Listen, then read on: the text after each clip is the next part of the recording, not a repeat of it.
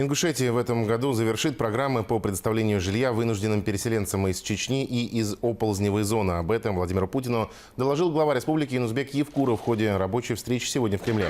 Евкуров отметил, что проблема с переселенцами десятилетиями вызывала серьезную напряженность в республике и поблагодарил президента за поддержку в реализации программ.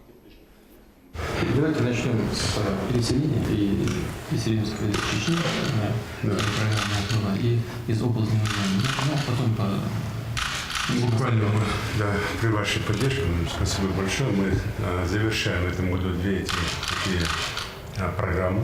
Буквально там до конца этого месяца мы переселяем почти 800 семей, это более 8 тысяч человек.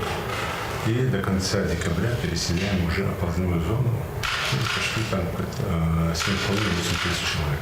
Это такая хорошая программа, мы с этой задачей справились. Беженцы из Чеченской республики спасались в Ингушетии от боевых действий в 90-х годах. После их окончания многие из переселенцев не захотели возвращаться на родину.